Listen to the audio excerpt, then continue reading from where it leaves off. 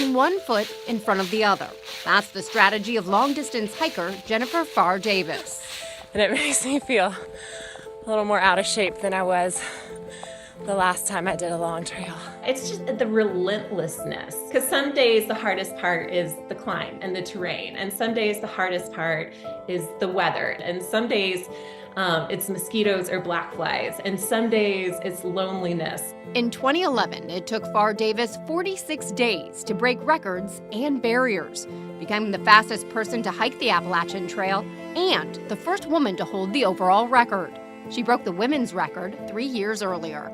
That was supposed to be it, right? And I was supposed to walk down the mountain and go home and just focus on work and life and all the things. But it bugged me because I knew I still had more left.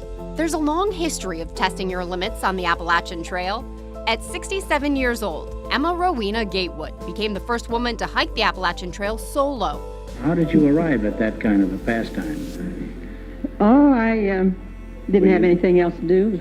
Gatewood's path to notoriety was one filled with twists and turns. Born in 1887 in Ohio, she was one of 15 children.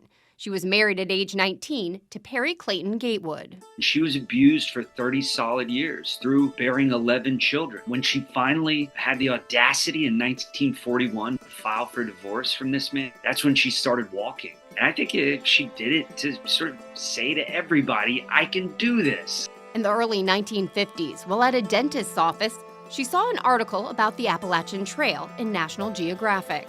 She became enamored with the idea of being the first woman to thru hike the Appalachian Trail, and this is when she really started training. Without telling her family, for fear they would stop her, she headed to Maine in 1954 and tried to conquer the trail.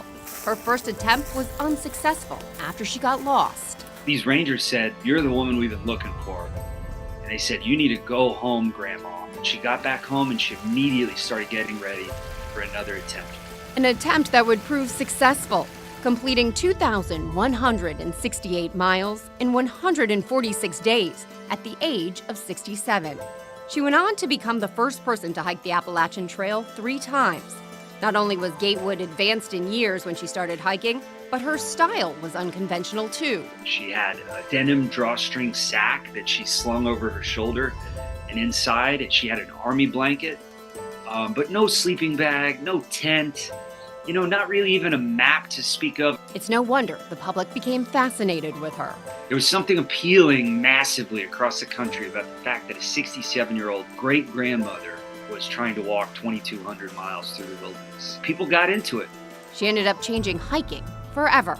I know that Grandma Gatewood and these other female pioneers on the Appalachian Trail, they heard you can't, you shouldn't, don't do it, it's not possible, and they did it anyway. A spirit that carried on to Pharr Davis and others as they chased their own records.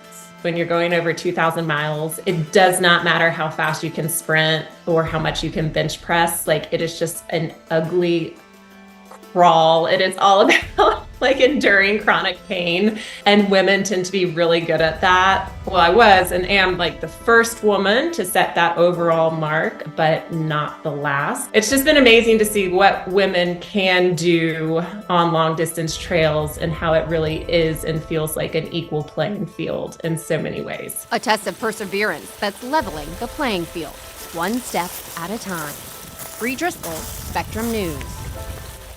Thanks for watching our YouTube channel. For more stories in your community, click the subscribe button here. You can also download the Spectrum News app or watch us on TV for the latest information, balanced coverage, weather updates every 10 minutes, and more. We'll see you then.